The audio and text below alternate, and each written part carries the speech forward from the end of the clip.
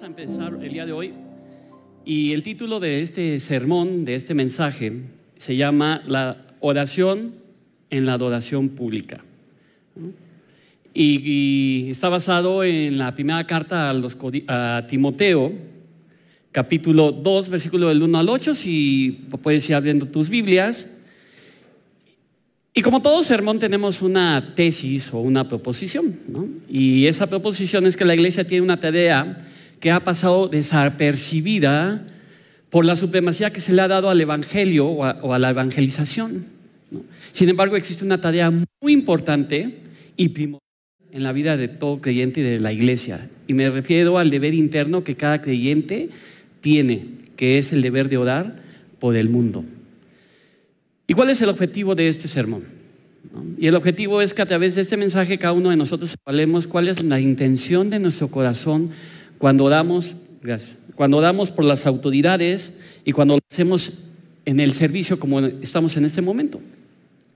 Toda oración en el culto público debe ser hecha con una actitud de adoración apropiada hacia Dios y hacia los demás creyentes. Y a modo de contexto de lo que venimos viendo en la primera carta a Timoteo, antes de entrar de lleno al pasaje que vamos a leer, estamos viendo la carta a Timoteo, la cual es una de las 3 cartas personales que el apóstol Pablo escribió y que tienes registrado ahí en el Nuevo Testamento. Tenemos la primera carta y la segunda a Timoteo y la carta a Tito. Son 3 cartas personales o les llaman algunos pastorales. Timoteo es uno de los primeros cristianos de esta segunda generación. Cuando digo primera generación son los apóstoles directos, ¿no? Los 70, etcétera. Jesucristo muere, resucita, asciende al cielo y se quedan los apóstoles predicando el evangelio por Samaria, Jerusalén, todo el mundo. Y luego en el segundo viaje misionero, Pablo encuentra a Timoteo. Y entonces Timoteo es de estas personas de esta segunda generación. Y Timoteo podemos ver que es el ejemplo perfecto de una persona que fue influenciada por parientes piadosos. Cuando tú vas a tu Biblia, fue influenciado por Eunice y su abuela Loida, ¿no? Él se convierte a partir del segundo viaje misionero en colaborador del apóstol Pablo, al igual que Lucas, el médico, por ejemplo, y Silas. Él, con el paso del tiempo, llegó a ser pastor de la iglesia de Éfeso, así como Tito fue en la de los cretenses, por ejemplo. Y sin embargo, pues el pastorado de Timoteo, pues no estuvo exento de desafíos, de conflictos, de presiones. Y esa es la razón por la que el apóstol Pablo, alrededor del año 64, escribe esta carta. Y que esta carta es como el manual o el ABC para cómo debe comportarse una iglesia en aspectos generales. Y lo que no debería hacer una iglesia, por ejemplo, lo podemos ver en la primera carta a los Corintios, ¿no? Bueno, pues entonces, en la carta a Timoteo vamos a encontrar 6 temas principales, ¿no?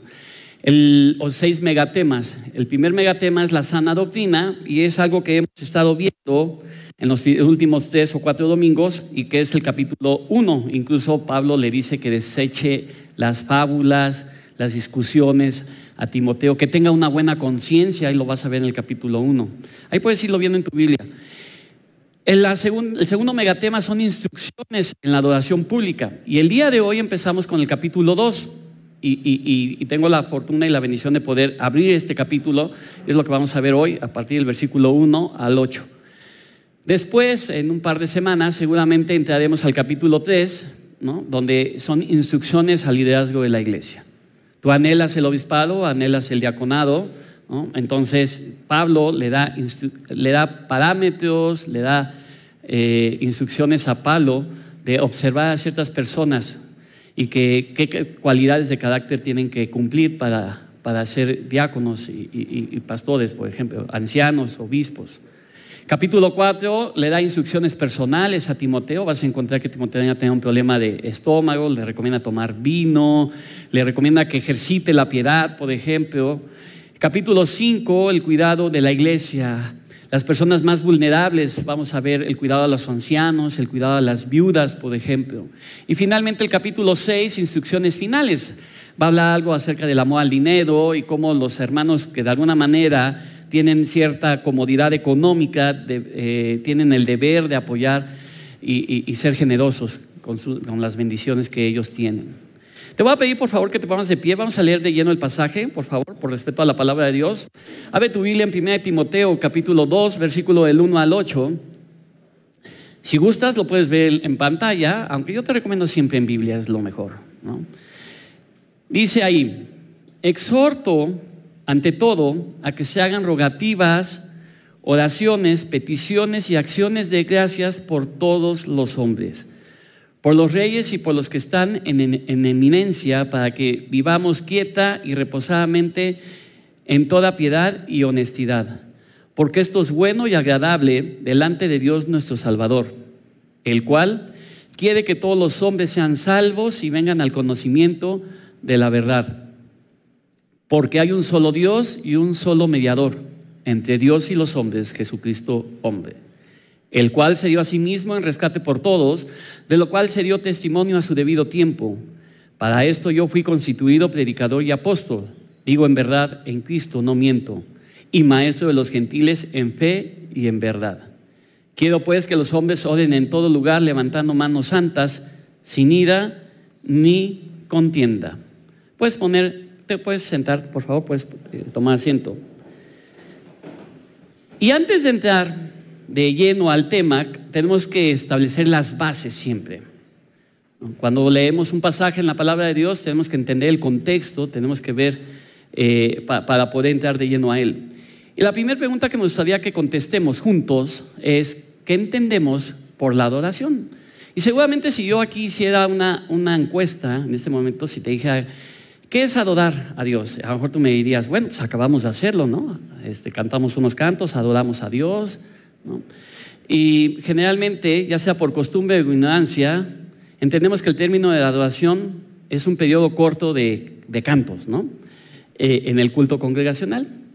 Y generalmente lo podemos dividir en dos, ¿no? O solemos dividirlos en dos. Unos, aquellos cantos que son apacibles, tranquilos, generalmente con piano, por ejemplo, les llamamos cantos de adoración, ¿no?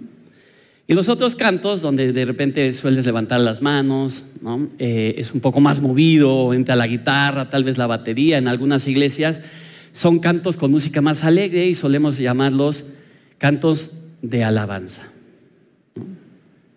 Y tenemos el concepto que la adoración es eso. Pero la pregunta realmente es: ¿qué es la adoración? ¿No? Porque eso es un concepto superficial. Cuando tú y yo escudriñamos las Escrituras, podemos entender que la adoración consiste en una adecuada relación con nuestro Dios. No es el tocar un instrumento, no es el cantar, eso es parte de la adoración, pero no es toda la adoración, ¿no? La adoración es una correcta, viva, diaria comunión con Dios, ¿no? Y cuando tú y yo entendemos y tenemos una perspectiva correcta de la adoración bíblica, esto va a influir en todas las áreas de nuestra vida, ¿no? Va a influir incluso en cómo te vistes, vas a influir en cómo hablas, qué ves, qué escuchas, cómo te relacionas con las demás, cómo te desempeñas en el trabajo, porque si tú entiendes, y yo entiendo que el trabajo es parte de las bendiciones que Dios nos da, mi testimonio en el trabajo, en la escuela, en la universidad, forma un todo de lo que yo debo ser como adorador. No es entonces el que yo, ¿a qué fuiste a la iglesia? Adorar a Dios. ¿Y en la semana adoras a Dios? No, en la semana no. Ahí pongo un cassette de Marcos Witt o pongo de Hilson y estoy adorando a Dios. Es tener un concepto superficial de la adoración a Dios. Veamos algunos versículos. 1 Corintios 3, capítulo 16 y 17. Palabras más, palabras menos, tú lo tienes ahí atrás de mí. ¿No sabéis que sois templo de Dios y que el Espíritu de Dios mora en vosotros? Si alguno destruyese el templo de Dios, Dios lo destruirá a él, porque el templo de Dios, el cual sois vosotros, ¿qué es? Santo. Debemos de ser adoradores santos. Tú y yo, si tú eres creyente y yo también lo digo ser, y somos nacidos de nuevo genuinamente, debemos entender que nosotros somos el Espíritu Santo, ¿no? Y por lo tanto, todo lo que yo haga y diga, ¿no?, tiene que ver con el concepto que he entendido de que yo soy templo del Espíritu Santo. Por ejemplo, el Salmo 101, versículo 3 dice: en la integridad de mi corazón andaré en medio de mi casa, no pondré delante de mis ojos, ¿qué? Cosa inmunda, ¿no? Habla, ¿qué? De integridad. Habla de un todo, un comportamiento. Se dice que quieres saber realmente cómo eres, cómo te comportas cuando estás a solas, cuando nadie te ve, ¿no?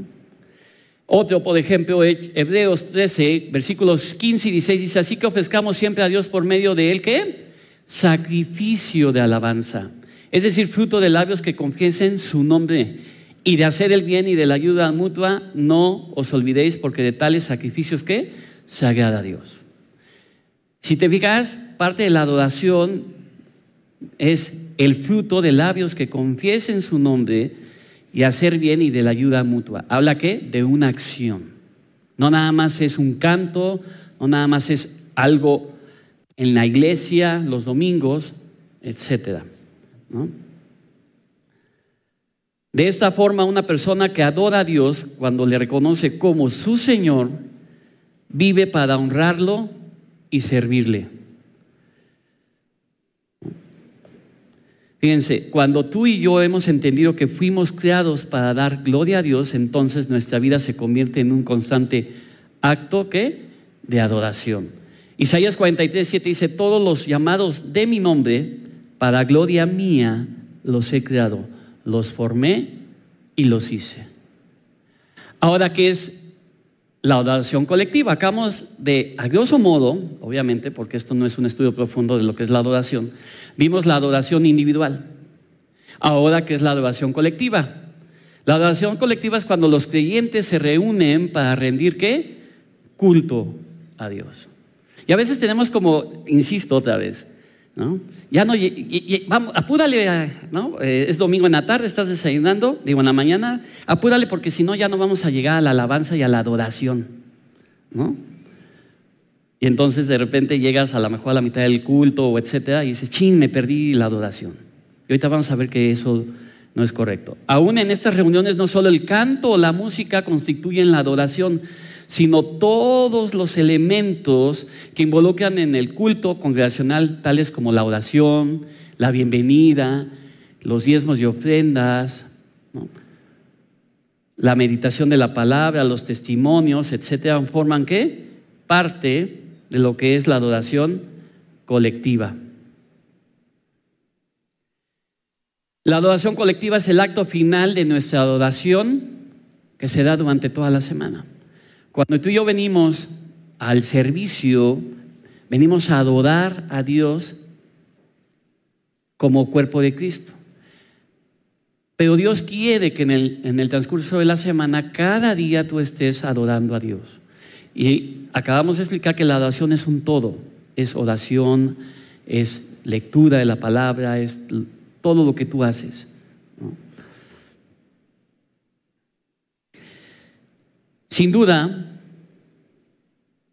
es importante que el cómo nos comportemos dentro y durante el servicio habla mucho de nosotros respecto a cómo entendemos la santidad de Dios. Y todo lo que hay durante el servicio es un acto de adoración, ¿no? A veces nos ponemos serios como ahorita, ¿no? Ahorita veo que todos están sentados. Llevamos aproximadamente 10 minutos de sermón y todavía estás despierto, todavía no te duermes, por ejemplo. Pero a veces cometemos las distracciones de pararnos, ir al baño, estar checando el Facebook, el WhatsApp, ¿no? Cómo te sientas incluso habla mucho de cómo estás entendiendo lo que es la adoración colectiva, el cómo vienes vestido. Y no quiero que me malinterpretes de que tenemos que venir todos de traje, ¿no? Pero si el presidente te invitara a Palacio Nacional, ¿cómo irías? Te irías de pants, con tus tenis, tus garras, ¿no? Vas a ver al presidente de México. Los domingos vienes a escuchar la palabra de Dios, vienes adorar colectivamente a Dios. ¿Cómo viene preparado tu corazón? Tampoco significa que una persona que viene de traje seguramente huele a santidad, ¿no? También Dios se fija en el corazón, pero tenemos que llegar a un punto medio, hermanos, ser sabios y prudentes, ¿no? Desde a qué horas llegas al servicio, ¿no? Observa, por ejemplo, cómo nos comportamos en la cena del Señor, ¿no?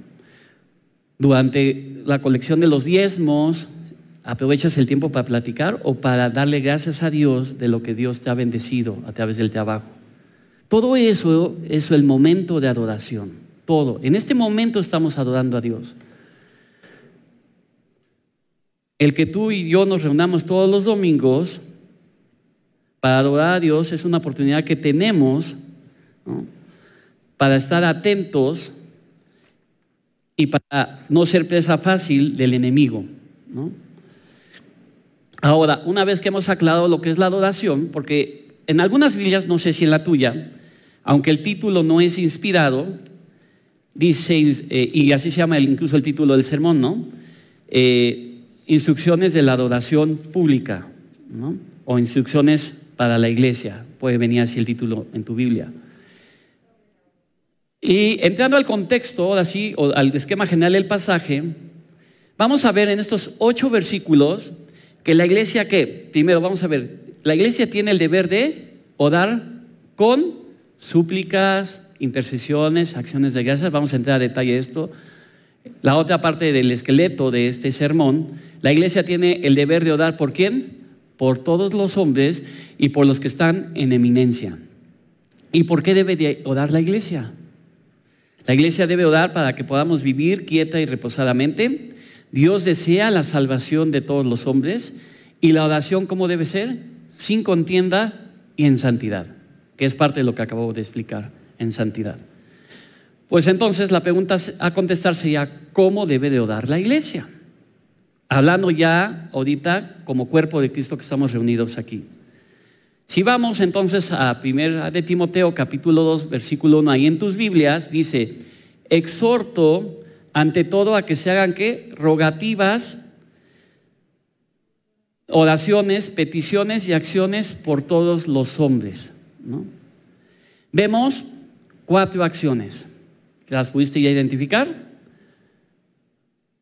Rogativas, oraciones, peticiones y acciones de gracia. Pero quiero empezar con una palabra antes. Y la primera que dice exhorto.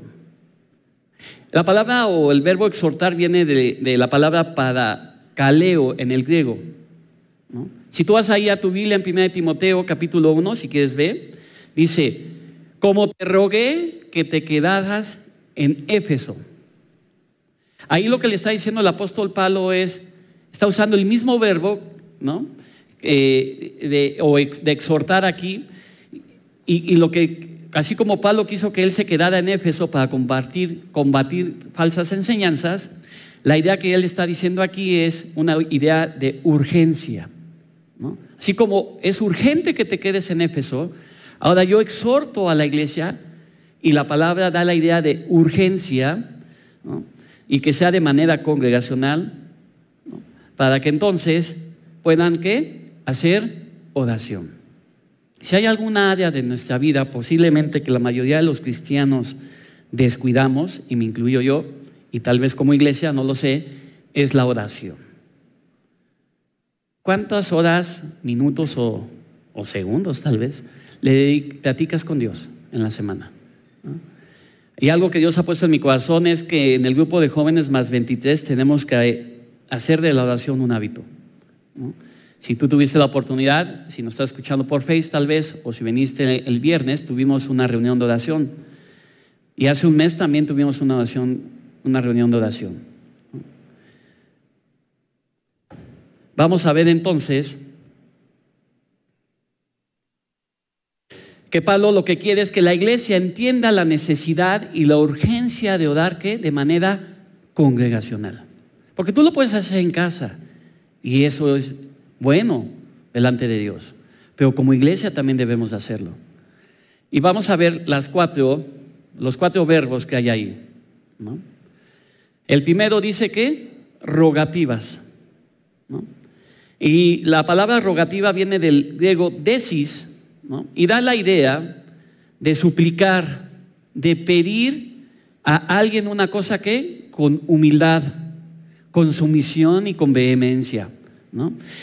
Y que pida por alguna necesidad específica y que sea urgente, ¿no? Por ejemplo, hay muchísimos versículos en la Biblia, pero solo pondré 2 o 3. El Salmo 118, 25 dice: oh Jehová, sálvanos ahora, ¿no? Te ruego, y le dice 2 veces, ¿qué? Te ruego, oh Jehová, que nos hagas, ¿qué? Prosperar. Él deseaba y le rogaba a Dios que prosperaba a su pueblo, el salmista. Por ejemplo, en Filipenses 4:12, ¿no? Pablo le escribe a los filipenses y les dice: ruego a Evodia y a Síntique que sean de un mismo sentir. Había algo con estas 2 mujeres que tenían posiblemente algún punto de vista diferente sobre alguna situación. Tal vez estaban viviendo en conflicto y Pablo les dice: les ruego que tengan un mismo sentir, ¿no? Con urgencia. Daniel 9:3, ¿no? Y volví mi rostro a Dios el Señor buscando la renovación y ¿qué? Y ruego en ayuno, cilicia y ceniza. Entonces vemos que la palabra rogativas tendría que ver con cosas que queremos que de alguna manera Dios nos escuche urgentemente y por alguna necesidad específica. Es válido que tú ores a Dios, que tú le ruegues a Dios y que como iglesia hagamos rogativas. La segunda palabra que vemos ahí es que oraciones, ¿no? Del griego prosejau, e indica algo más general y puede incluir cualquier cosa. Son peticiones constantes que hacemos por algo, ¿no? Hasta por tu perro tal vez oras tú, ¿no? O porque te vaya bien en el trabajo, porque llegues bien a un destino cuando sales de vacaciones, ¿no? Por ejemplo, también Salmo 54:2, oh Dios, ¿qué dice? Oye mi oración, escucha las razones de mi boca. Salmo 6:1, Jehová, no me reprendas en tu enojo, ni me castigues, ¿qué? En tu ira.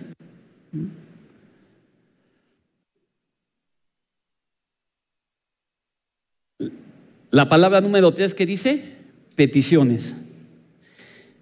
Y la petición viene del griego exteusis o entrevista.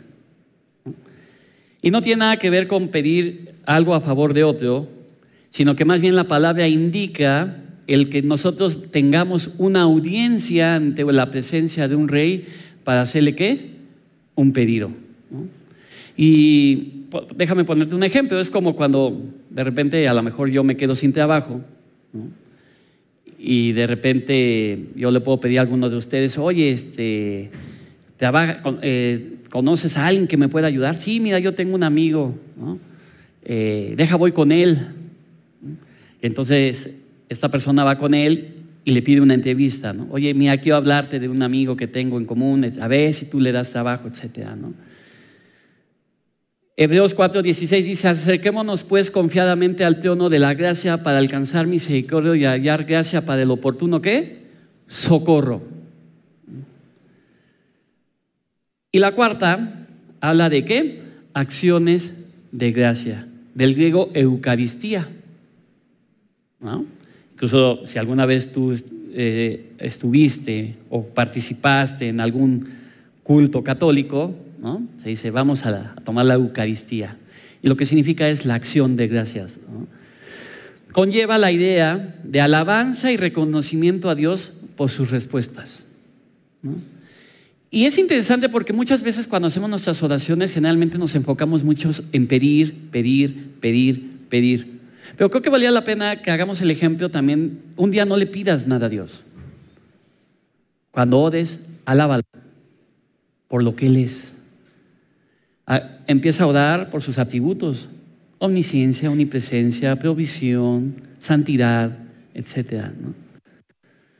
Algunos ejemplos aquí del Salmo 9:1 dice: te alabaré, oh Jehová, con todo mi corazón. ¿Qué dice? Contaré todas tus maravillas. Y habla que va a hablar, que no se va a quedar callado. Salmo 118: alabad a Jehová porque Él es bueno, porque para siempre es su misericordia. Cada una de estas formas de adoración nos ayudan a desarrollar más nuestra comunión con Dios, tanto en lo personal como congregacionalmente, ¿no? Erróneamente se ha entendido que la tarea principal de toda iglesia es el evangelismo. Sin embargo, no es la tarea principal de la iglesia. La tarea principal del cuerpo de Cristo es la adoración.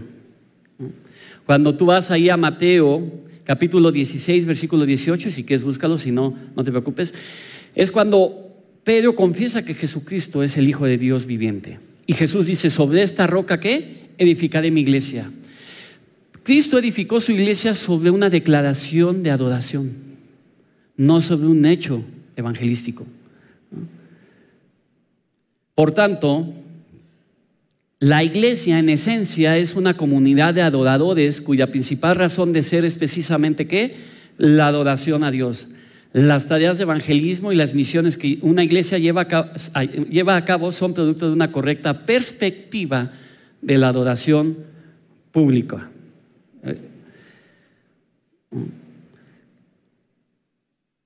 ¿Cómo pues pretendemos muchas veces llevar al mundo el mensaje de Cristo si primeramente nosotros no desarrollamos una relación de adoración con el Dios del universo?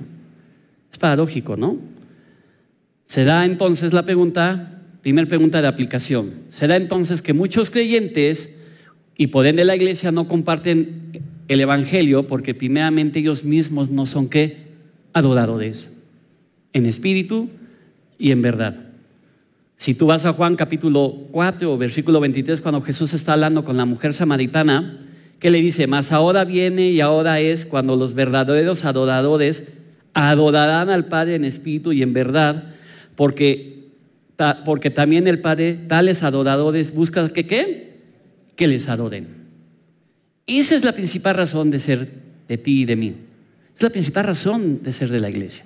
Cuando tú y yo entendemos qué es la adoración, entonces vamos a orar correctamente, vamos a evangelizar, vamos a tener un buen testimonio, porque hemos entendido que somos adoradores, porque hemos entendido que somos creados para la gloria de Dios.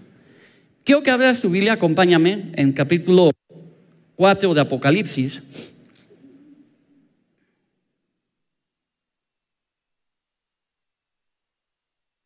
Capítulo 4 de Apocalipsis dice, y casi en todas las Biblias dice la adoración a Dios en el cielo. Palabras más, palabras menos. Cuando yo voy al versículo 8 dice, y los 4 seres vivientes tenían cada uno 6 alas y alrededor y por dentro estaban llenos de ojos y no cesaban de día y de noche de decir que santo, santo es el Señor Dios Todopoderoso, el que era, el que es y el que ha de venir. Versículo 11, Señor, digno eres de recibir la gloria, la honra y el poder, porque tú creaste todas las cosas y por tu voluntad existen y fueron ¿qué? Creadas. Cuando tú vas al capítulo 5, versículo 9 dice, y cantaban un cántico diciendo, digno eres de tomar el libro y de abrir sus sellos, porque tú fuiste inmolado y con tu sangre nos has redimido para Dios de todo linaje y lengua y pueblo y nación, y nos has hecho para nuestro Dios reyes y sacerdotes y reinaremos sobre la tierra. Y miré y oí la voz de muchos ángeles alrededor del trono y los seres vivientes y los ancianos, y su número era ¿qué? Millones de millones, que decían a gran voz, el Cordero que fue inmolado es digno de tomar el poder, las riquezas, la sabiduría, la fortaleza, la honra, la gloria y la alabanza. Y todo lo creado que está en el cielo y sobre la tierra, ahí estás tú.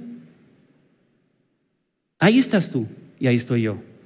O espero que ahí estés tú, ¿no? Y en el lugar y en el mar y todo lo que las cosas que en ellos oí decir, al que está sentado en el trono y al Cordero sea la alabanza, la gloria, la honra y el poder por los siglos de los siglos. ¿Qué? Amén. Cuando como iglesia estemos en el cielo, ¿cuál es la tarea principal? Adorar a Dios, no evangelizar, ¿te fijas? Porque allá ya no hay a quien evangelizar. Allá no va a haber algún cachirul, ¿no? ¿Ok? ¿Sale? Bueno, vamos a ver entonces por quién debe de orar la iglesia. Ya vimos ruegos, oraciones, peticiones, y nos dice que debemos de orar, versículo 2, por los reyes y por todos los que están en eminencia, para que vivamos quieta y reposadamente en toda piedad y honestidad. Entonces, aquí vemos dos grupos. ¿Por quién debe de orar la iglesia? Grupo 1, ¿por quién? Por los reyes. ¿No? Cuando Pablo escribió la carta a Timoteo, Nerón era el emperador. Nerón fue el quinto emperador romano y gobernó durante 14 años, del año 54 al 68 después de Cristo. Su gobierno generalmente es recordado por la tiranía, extravagancia y sus excesos sexuales, ¿no? Incluso creo que nadie se atreve a ponerle Nerón a su hijo, ¿no? O no sé, si se lo vas a poner me avisas y lo vamos a querer igual, ¿no? Hasta más dicen por ahí, ¿no? Donde sobreabundó el pecado, abundó la gracia. Ok. Y Nerón incendió Roma por 9 días y culpó a los cristianos, ¿no? De haberlo hecho. Realmente no fueron los cristianos, un arranque de locura, ¿no? Lo hizo él. Durante su gobierno, el apóstol Pedro fue crucificado. El apóstol Pedro fue crucificado, y dice la tradición que él fue de cabeza porque él no quiso ser crucificado como su maestro. Y que el apóstol Pablo fue decapitado. Si Nerón era tan cruel, ¿por qué el apóstol Pablo exhorta, y ya explicamos lo que es exhortar, a los creyentes a que oraran por todos sus gobernantes? ¿No? Ante el mundo esto es ilógico, ¿no? Porque Pablo tenía muy claro que el mismo emperador que necesitaba a Cristo. Por cuanto todos los hombres han pecado, están ¿qué? Destituidos de la gloria de Dios. Por lo tanto, por muy influyente que sea un presidente, por muy poderoso que sea tu jefe, sea el hombre más rico del mundo, él necesita redención. Ante la redención no hay pobres, no hay ricos, no hay fifís, no hay chairos, no hay judíos, gentiles, hombre, mujer, ¿no? La oración por nuestras autoridades es un ¿qué? Mandato de Dios, ¿no? El creyente debe distinguirse por ser un ciudadano ejemplar que obedece a la autoridad y que incluso ¿qué? Paga los impuestos. No vamos a entrar a detalle, pero en Romanos capítulo 13 y 1 de Pedro 2 del 13 al 15 está el detalle. Por ejemplo, voy a leer 1 de Pedro. Por causa del Señor, ¿qué? Someteos a toda institución humana, ya sea al rey como a superior, ya a los gobernantes como por él enviados para el castigo de los malhechores y alabanza de los que hacen el bien, porque esta es la voluntad de Dios, que haciendo el bien hagáis callar la ignorancia de los hombres ¿qué? Insensatos. Cuando tú y yo no nos sometemos a una autoridad, sea tu jefe, sea tu maestro, sea el pastor, sea tus padres, tu madre, estás viviendo en pecado. La Biblia enseña que el hombre es perverso y rebelde por causa de una naturaleza caída. Y por eso Dios estableció el principio del gobierno. Aun cuando nuestros gobernantes sean malos, es mejor tener un mal gobierno que un no gobierno. Es mejor un mal gobierno que la anarquía, ¿no? Cuando tú vas a Jueces, capítulo 21, si quieres sábelo, como quieras, lo tomo como referencia. Capítulo 25, dice ahí, y aquí termina, es el último versículo del libro de Jueces. Y en aquellos días no había rey y cada quien hacía lo que quería. Hoy día nuestro país se espanta porque amanece gente colgada en el puente, ¿no?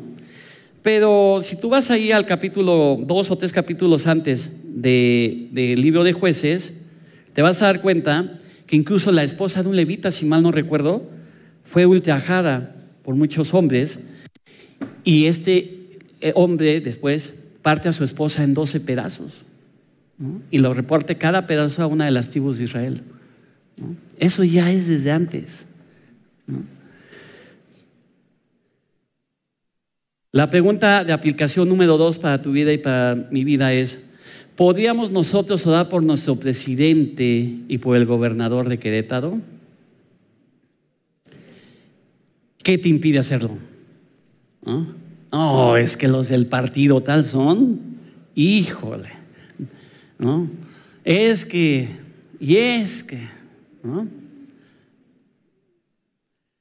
Fíjense, Filipenses 3:20, más nuestra ciudadanía está en los cielos, de donde también esperamos al Señor, al Salvador Jesucristo, ¿no?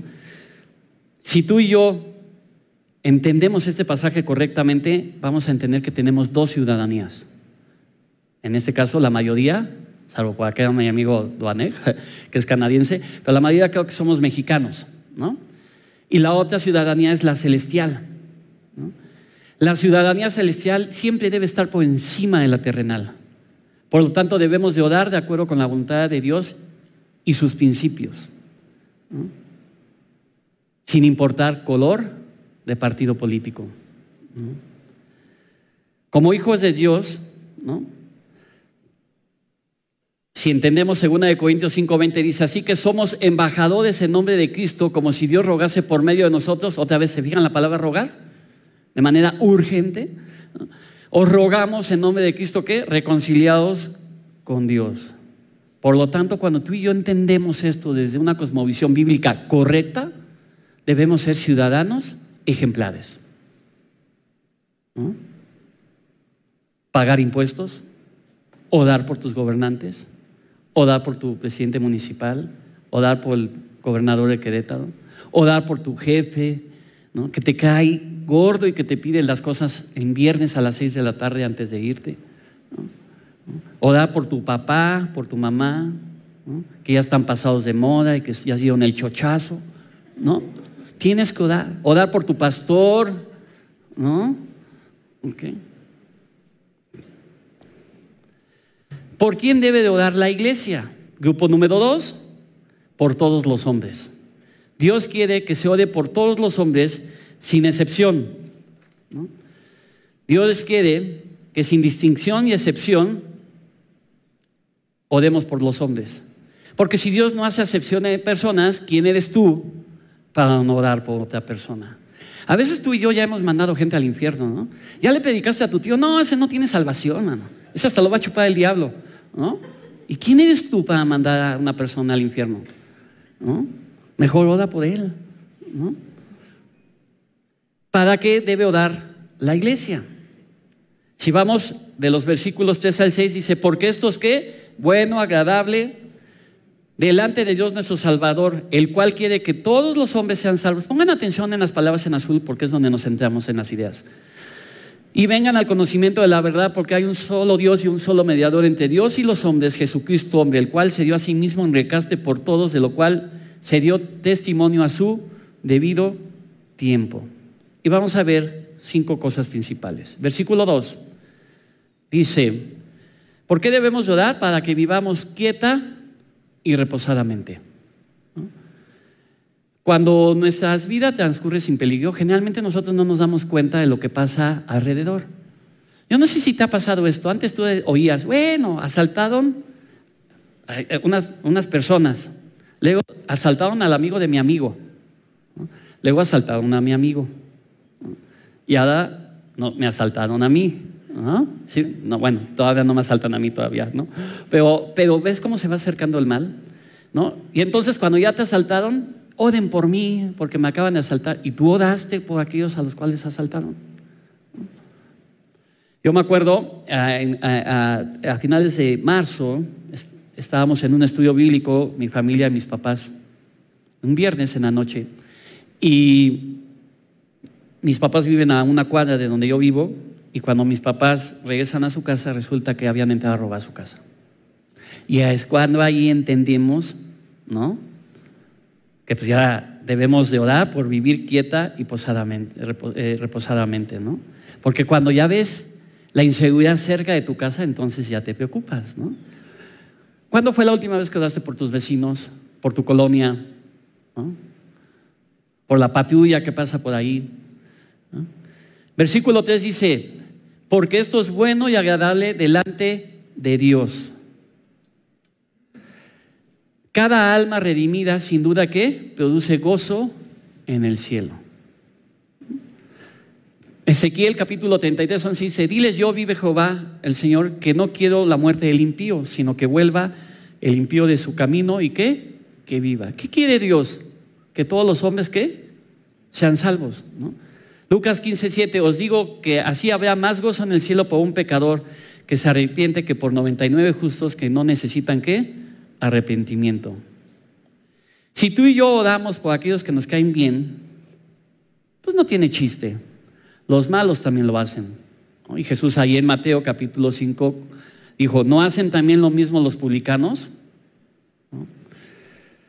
Sed pues vosotros perfectos como vuestro Padre que está en los cielos es perfecto. Versículo 4 dice: desea que todos los hombres ¿qué? Sean salvos.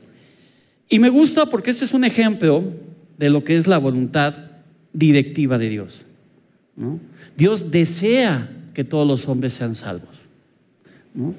Pero esto no nos enseña que Dios por decreto hace que todos los hombres sean salvos, ¿no? Dios, a través de Cristo, ofreció la redención por todos los hombres, Juan 3:16, para ofrecer la salvación. Y a nadie se le niega la gracia redentora. Pero dicha gracia está condicionada al ejercicio de la fe personal, Efesios 2:8, por parte de cada ser humano. Y ahí es donde entra la voluntad permisiva de Dios, ¿no? Yo quiero que tú seas salvo, pero si tú no quieres, Juan 5:40, y no queréis venir a mí para que ¿qué? Tengan vida. Y mismo Jesucristo le dijo a las personas: no quieres venir. Segunda de Tesalonicenses 3, del 1 al 12: por lo demás, hermanos, orad por todos para que la palabra del Señor corra y sea glorificada, así como le fue entre vosotros, y para que seamos librados de los hombres perversos y malos, porque ¿qué? No es de todos la fe. Cuando tú compartes el evangelio a una persona, tú ora para que sea abierto el entendimiento de esa persona y que ese velo que tiene en su entendimiento sea quitado y le puede entrar la luz del evangelio. 5, porque hay un solo ¿qué? Mediador entre Dios y los hombres. La unicidad universal del verdadero Dios, o sea, el Padre, y la universalidad de un único Redentor exigen que no se excluya a nadie ¿qué? De la oración.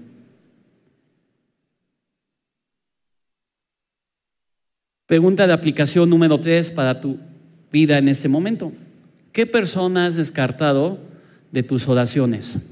¿Y qué te ha llevado a hacerlo? Es que yo no oro por el presidente porque me cae, porque es, porque para criticar somos muy buenos, ¿no? Pero a ver, ese presidente, qué mal predica el hermano, está bien, ¿no? Somos muy buenos para predicar, para criticar muchas veces. Porque ¿qué te ha llevado a descartar a personas de tus oraciones? ¿No? ¿Quieres saber realmente qué tanto has entendido la cosmovisión bíblica correcta y el punto de vista bíblico? Ponte el reto de orar por personas que no sean tus hijos y tu esposa o tu esposo, ¿no? Porque eso ya es natural, o entendería que es natural, ¿no? ¿Cuándo fue la última vez que oraste por tu autoridad?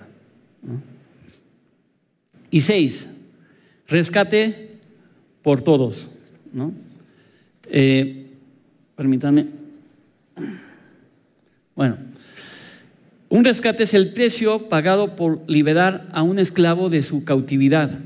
Jesús, el mediador, dio su vida a cambio de la tuya y de la mía.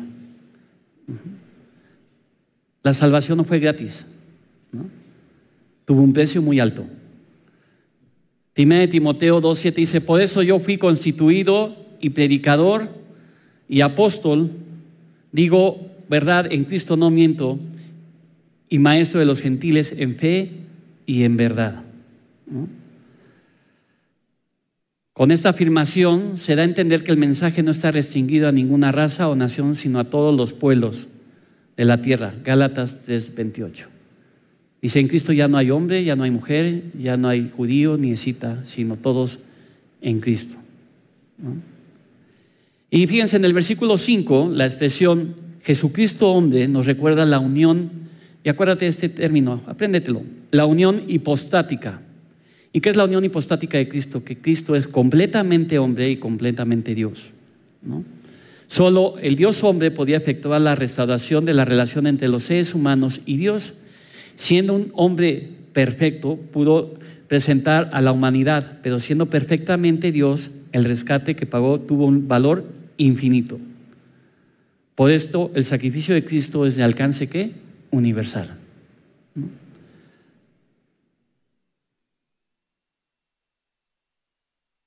Ahora, una oración en común, versículo 8, que dice, quiero pues que todos los hombres oren en todo lugar, levantando manos santas, y lo importante que dice ahí, sin ira ni contienda. Por naturaleza tendemos a ser sectarios o sectarismo, ¿no? E incluso recuerdo una de las palabras de Joe, ¿no?, que decía que en México hay mucho clasismo, ¿no? Dicen que en Estados Unidos hay racismo y aquí hay clasismo, ¿no? Y aquí, ¿no?, siempre nos han dividido en fifís y chairos, ¿no?, entre conservadores y liberales, ¿no?, entre americanistas y de las Chivas, ¿no?, entre pentecostales y bautistas o bíblicos, ¿no? Y no es nuevo, fíjate, 1 Corintios capítulo 3, versículo 4, porque diciendo el uno, yo ciertamente soy de Pablo, y el otro, ¿qué? Yo soy de apóstoles. ¿No sois carnales? Les está diciendo, que dije de Apolos, perdón. ¿No sois carnales? A veces, y analízate, debemos de venir a escuchar la palabra de Dios.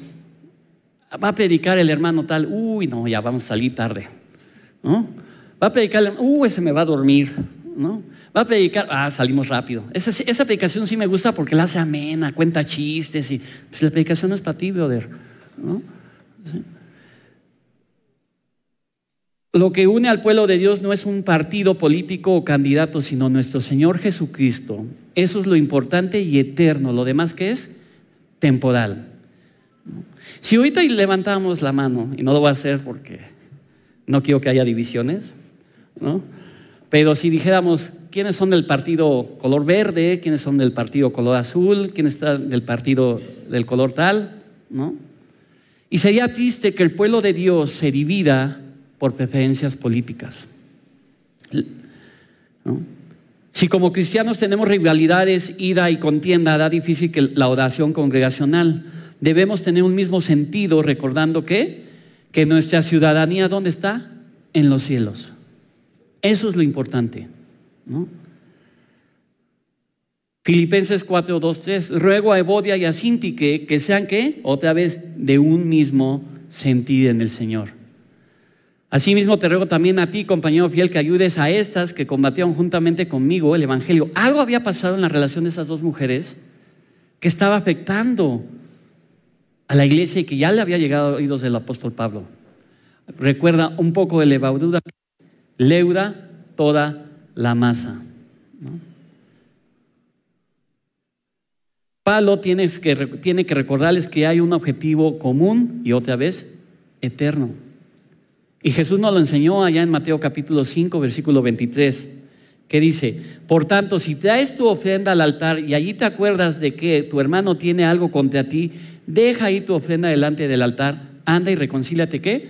Primero con tu hermano y entonces ven y presenta tu ofrenda, ¿no? Otra pregunta de aplicación. ¿Hay algún hermano con el que necesitas reconciliarte? ¿No? Me acuerdo que hace como 3 meses tuvimos una comunidad de matrimonios, algunos de esos que están aquí, ¿no? Y los estoy viendo. Y salió el tema, ¿no? Pues, de ya sabes quién, ¿no? Y que si está haciendo bien las cosas, que si no está haciendo bien las cosas, ¿no? Y éramos 4 varones, me acuerdo, y nuestras esposas estaban al lado en la sala, ¿no? No, se puso esa plática, ¿no? Y la pasión ardió, ¿no? Y la verdad es que no vas a llegar a nada con eso. Y la enseñanza tendría que ser, ¿por qué no oramos por nuestro presidente? ¿No? ¿Por qué no oramos por toda la autoridad? ¿No? Conclusiones y aplicaciones de este mensaje. Romanos 13, del 1 al 7, nos muestra el siguiente principio. No podemos exigir a nuestros gobernantes lo que no hacemos nosotros como individuos e incluso como iglesia, ¿no? Voy a leer Romanos capítulo 13, ¿no? Pero dice que nos sometamos a toda autoridad, que paguemos los impuestos, ¿no? ¿Somos creyentes que pagamos impuestos? ¿No? ¿Somos creyentes que pagamos nuestras deudas a tiempo? ¿O estamos en el buró bancario? ¿No? ¿Somos creyentes que respetamos la autoridad o la criticamos? ¿Somos creyentes que respetamos las reglas, leyes de tránsito? ¿No? Y nos cuesta trabajo. Yo he desobedecido, no soy perfecto, ¿no? Seguramente tú te has equivocado también, ¿no? ¿Somos rebeldes con el jefe, con nuestros papás, ¿no? Fíjense, ¿queremos un presidente honrado? ¿Sí o no? Levante la mano, ¿quién quiere un presidente honrado? Bueno, aquí se ve que hay unos corruptos porque no levantaron la mano, ¿no? Ok. Entonces no compres música y películas pirata. ¿Quieres un gobierno que no robe? Aplica Malaquías capítulo 3. No le robes al Señor en tus diezmos y ofrendas. ¿Quieres un gobierno que no promueva la corrupción? No des mordida para que tu auto pase la verificación. ¿Quieres vivir quieta y pacíficamente? Entonces no desacredites en las redes sociales a aquellos que no opinan como tú, ¿no? Conclusión 2. Una perspectiva bíblica de orar por aquellos que no están en eminencia, que están en eminencia es: no ores por un partido en especial. Si gana este candidato, que se olvide de mis oraciones, ¿no? Ora por la persona, por el puesto de esa persona, por las personas que trabajan alrededor de él. Ora por su salvación, porque él está ejerciendo la autoridad pública. Y olvídate de tus fobias y filias políticas. La adoración individual afecta a la adoración colectiva, ¿no? La verdadera adoración que se experimenta interiormente debe evidenciarse en la conducta exterior o estilo de vida de los creyentes y de la iglesia en general.